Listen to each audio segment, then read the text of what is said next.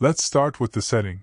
Imagine ancient Egypt, a vast and powerful empire, but also a place of pain and suffering. The Hebrews, who had once been welcomed there, now found themselves enslaved. Oppression was severe, and Pharaoh, fearing the growing number of Israelites, decreed that all newborn males should be killed and thrown into the Nile River. This decree was intended to weaken the Hebrews and eliminate any possibility of a future leader rising among them. In this climate of terror, Moses was born, a baby who would soon become the symbol of a people's liberation. His protection story begins in a moment of despair. Moses' mother, Jochebed, a courageous and faithful woman, made a bold decision. She could not allow her son to be killed, so she hid him for 3 months. Every day, every hour, was a risk, as any neighbor could report the child. Jochebed, with bravery and unconditional love, realized she could not hide the baby forever. Soldiers invaded homes daily, searching for infants, spreading panic and terror among the less fortunate. So, she devised an audacious plan to save Moses' life. She built a basket of reeds, waterproofed it with tar and pitch, and placed it in the Nile River. Her faith was so strong that she did not fear the crocodiles.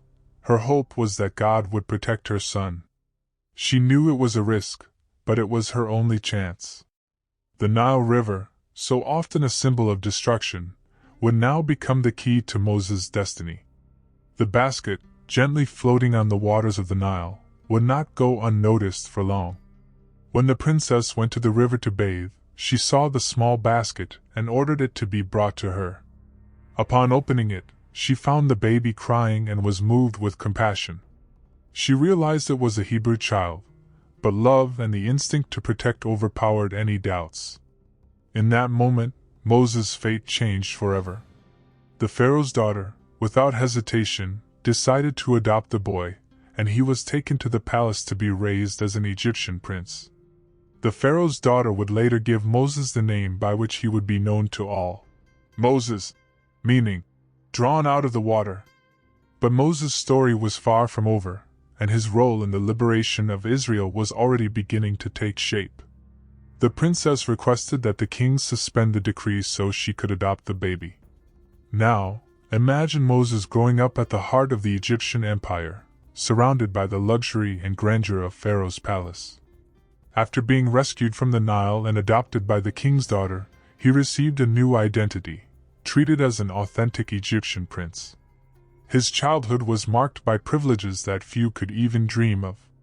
He wore the finest linen robes, bathed in rare perfumes, and dined on the best banquets the royal kitchen could offer. Raised among golden columns and lush gardens, Moses not only experienced the comfort of royalty, but was also educated in the most advanced disciplines of the ancient world. He learned astronomy, mathematics, architecture, and hieroglyphic writing from the wisest scribes in Egypt.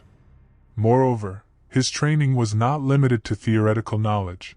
He also received military instruction, being prepared to become a strategist and army leader, someone who could rule with intelligence and strength. However, while Moses walked through the imposing corridors of the palace, draped in silk and jewels, a very different reality unfolded beyond the golden gates. The Hebrews, his people by blood, lived a life of pain and suffering, forced into hard labor under the scorching sun, building cities and monuments for Pharaoh's glory. Moses grew up as an Egyptian noble, surrounded by wealth and culture, but the cries of anguish from the Hebrews echoed through the dusty streets of Egypt.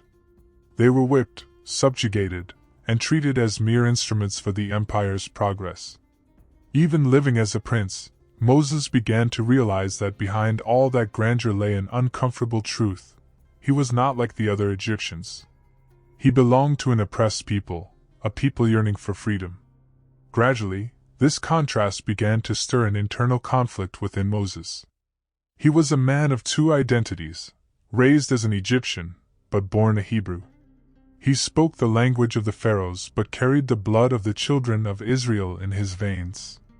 This duality would define his destiny and lead him to make decisions that would change not only his life but the history of an entire nation.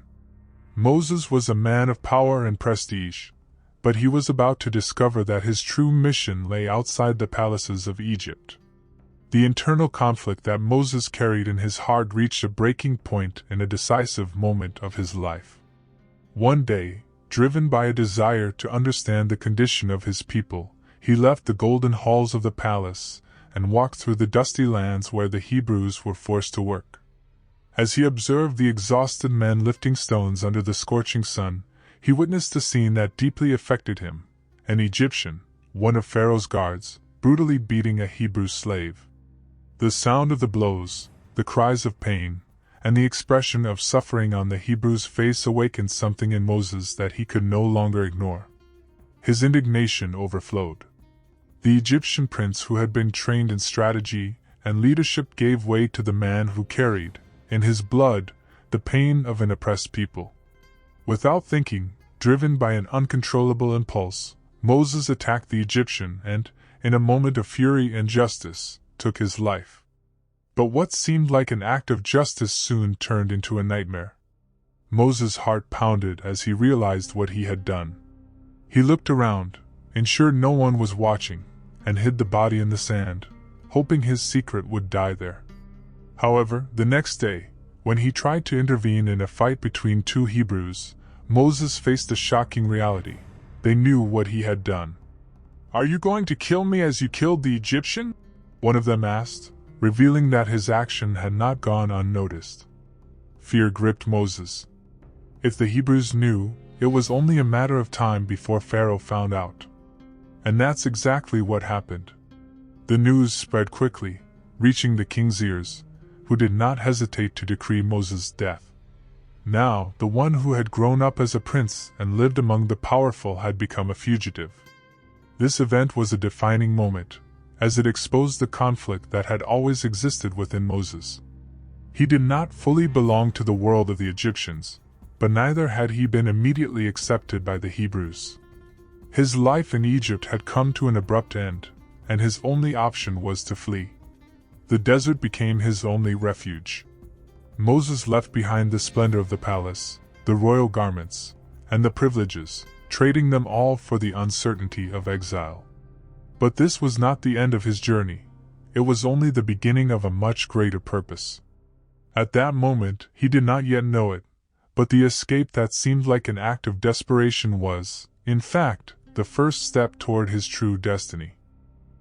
After escaping Egypt in a state of despair and loneliness, Moses found refuge in Midian, a barren and remote land surrounded by towering mountains and vast desert plains.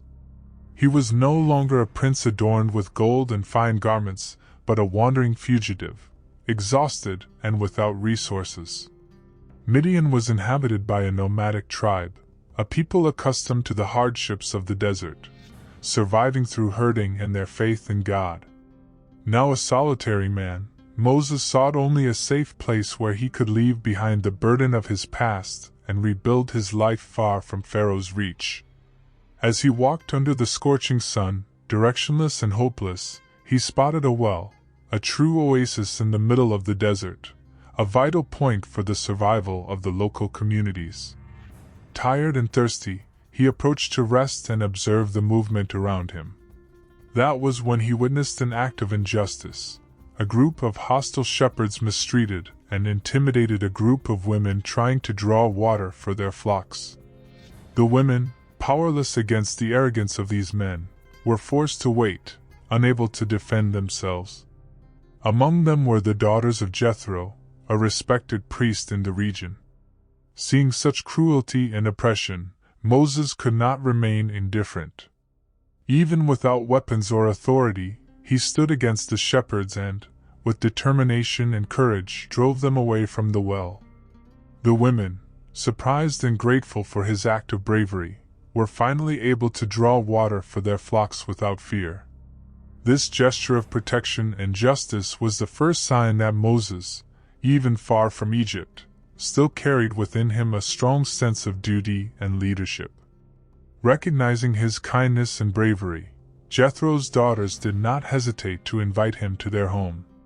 For Moses, this invitation meant more than a simple act of hospitality.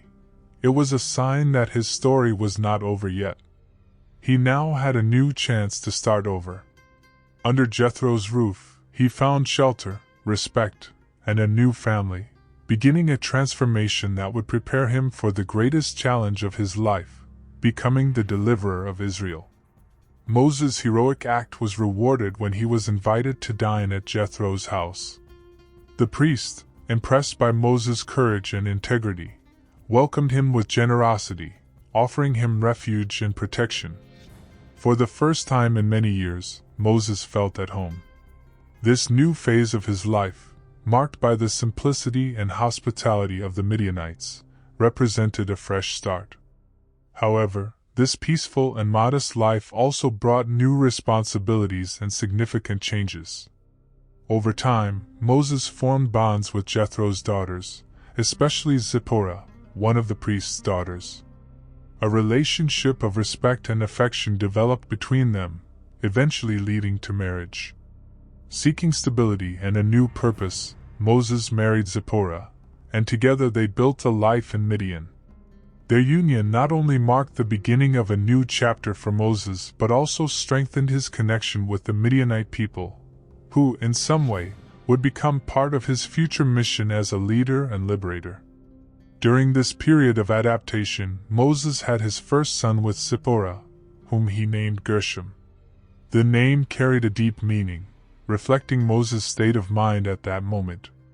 In Hebrew, Gershom means stranger, symbolizing Moses' feeling of being displaced, far from his homeland, and in a way, from his own people. By naming his son, Moses expressed his condition as an exile, someone who had left behind everything he knew and was now trying to build a new life in an unfamiliar land. Although Moses had found a home in Midian, something inside him still called him back to his true mission, even though he did not yet fully understand what it meant. His new life represented not just a period of rest but also a time of quiet preparation for the monumental role that awaited him in the future.